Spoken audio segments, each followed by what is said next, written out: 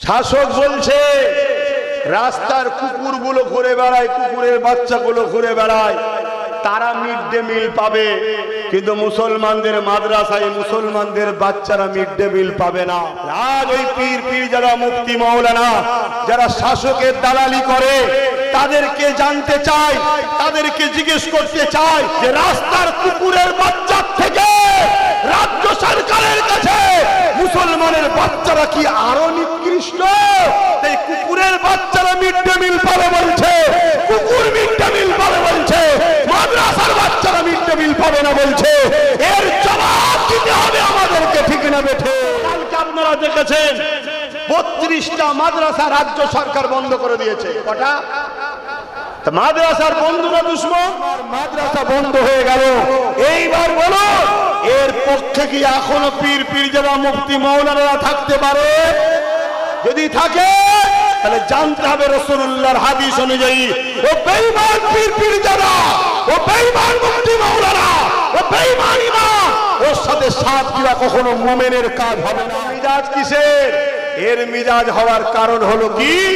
আমাদের একদল উলামাকে খরিদ করেছে, আমাদের একদল ইমাম মুফতি মাওলানাকে খরিদ করেছে, আমাদের একদল ধর্মগুরুদের খরিদ করেছে, কাউকে আলো দিয়ে, কাউকে গাড়ি দিয়ে, কাউকে পুলিশ পাহারা দিয়ে। উত্তরপ্রদেশের মুসলমানদের ঘরে পুলিশ মারে, আমার রাজ্যের পুলিশ আনিস খান আবু সিদ্দিককে মারলো না।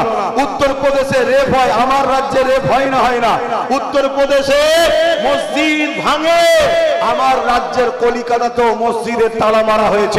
আমার রাজ্যের 32টা মাদ্রাসাকে বন্ধ করে দেওয়া হয়েছে। আমার রাজ্যের সামনে মাসে 150 মাদ্রাসাকে বন্ধ করার হুমকি দিয়েছে।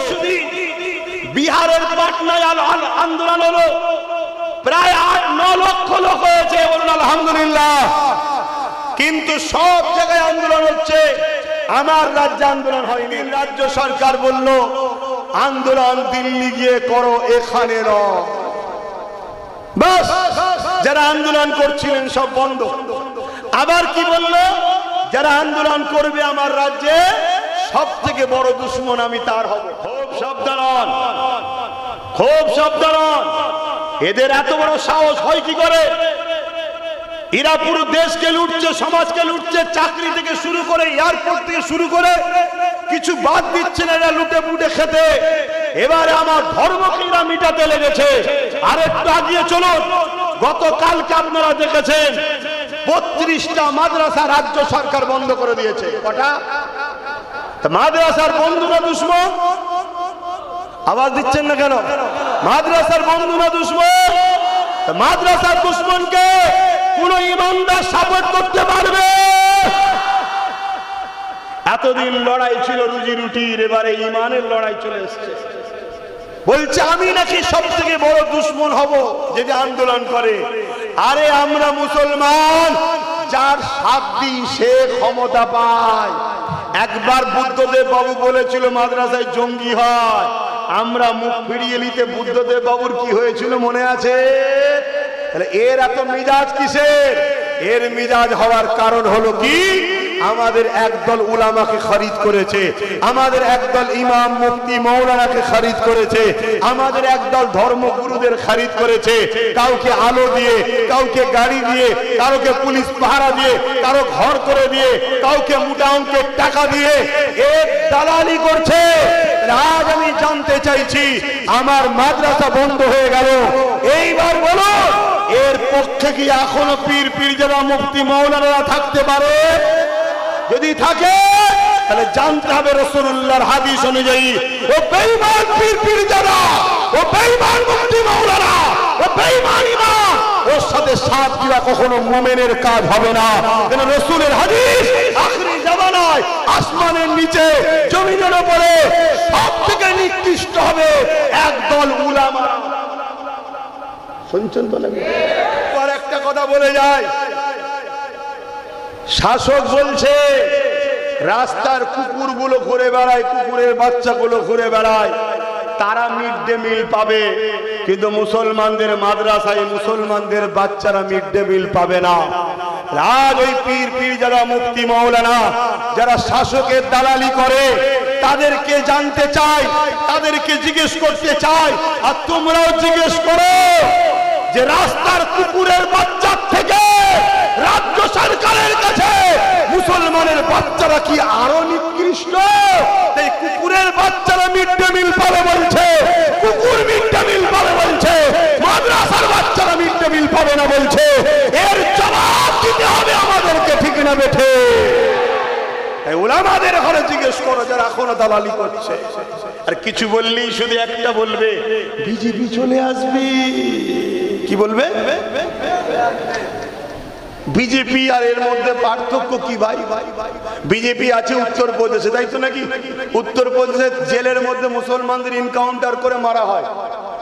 আমাদের পশ্চিম বাংলার 2022-এ বারাইপুরে 4টে মুসলমানকে মেরে দেওয়া হলো। উত্তরপ্রদেশের বিজেপি ভিড় মব লিঞ্চিং করে মুসলমানকে মারে। আমার বাংলাতে 3 জন মুসলমানকে 22-23 জন মিলে ঝুপঝাপ করে বেলগেছিয়াতে পিটলো। উত্তরপ্রদেশে হিজাব থাকলে হিজাব নিয়ে টানাটানি হয়। আমার রাজ্য তো হিজাব খুলে দেওয়া হচ্ছে না, হয়নি। হিজাবের জন্য পরীক্ষায় বসতে পারছে না, পারেনি।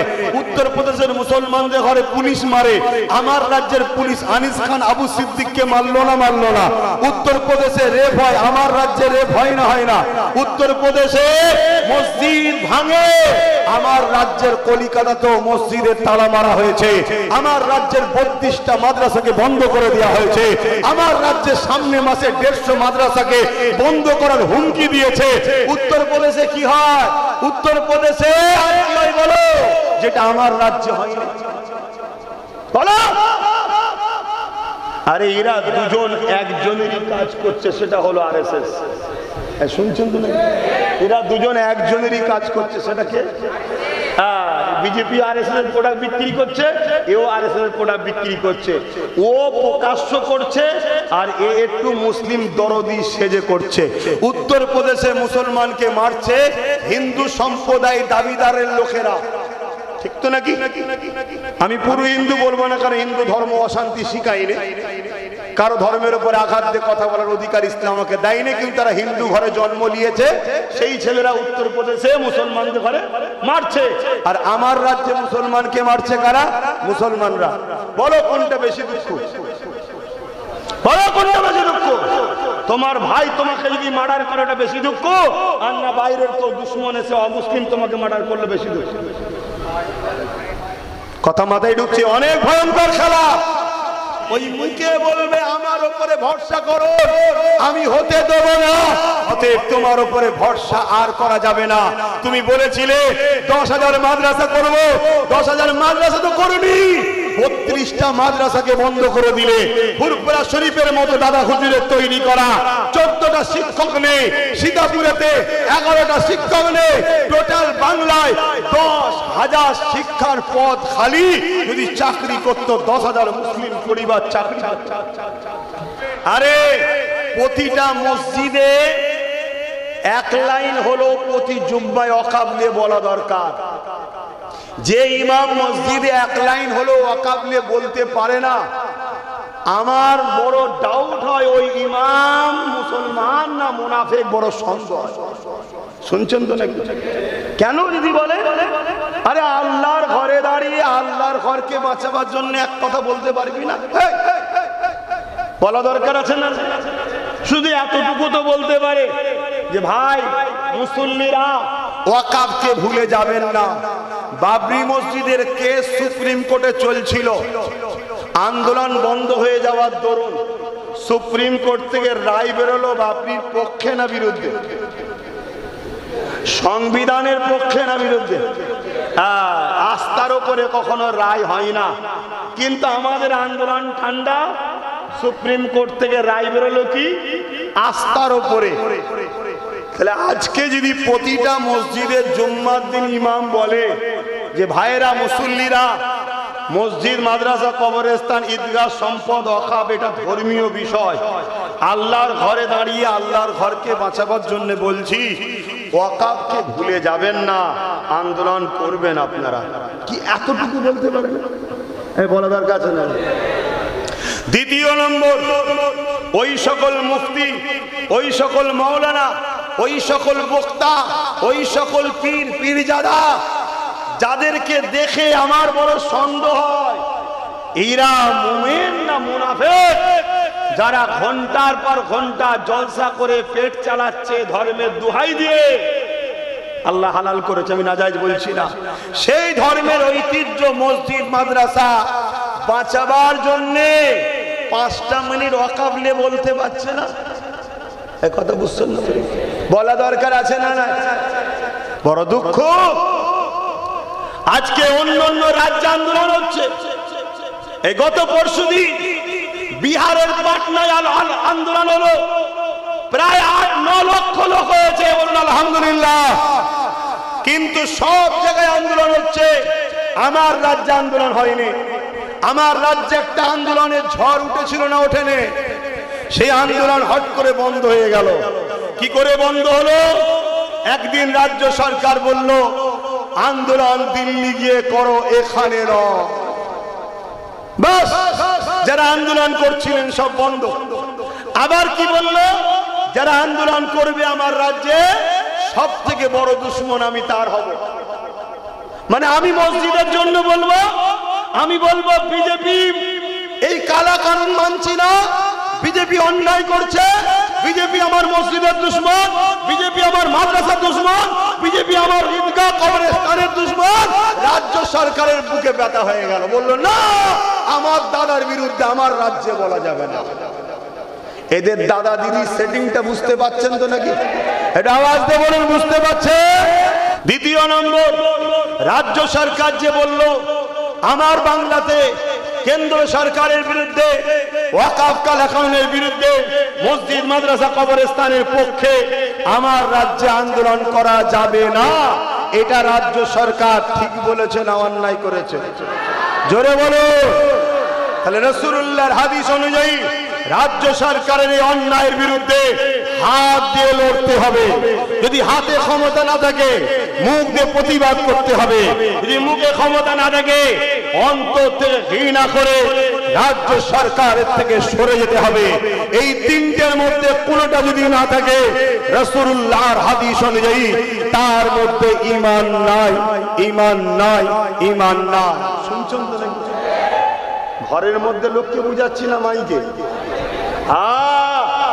কেউ যদি মনে করে আব্বাস সিদ্দিকী ভুল ফতোয়া দিচ্ছে, চ্যালেঞ্জে আসো, আমি যাবো ডিবেটে। শুনছেন না? শোনেন নে? তাহলে রাজ্য সরকার সে মসজিদ মাদ্রাসা কবরস্থানের বিরুদ্ধে, কেন্দ্র সরকার সে বিরুদ্ধে ও আইন করছে, এ সেটিং সাপোর্ট করছে। কথা মাথায় ঢুকছে? উভয়ের বিরুদ্ধে আমাদের হাত দিয়ে নাই মুখ দিয়ে অন্তর থেকে ঘৃণা করতে হবে।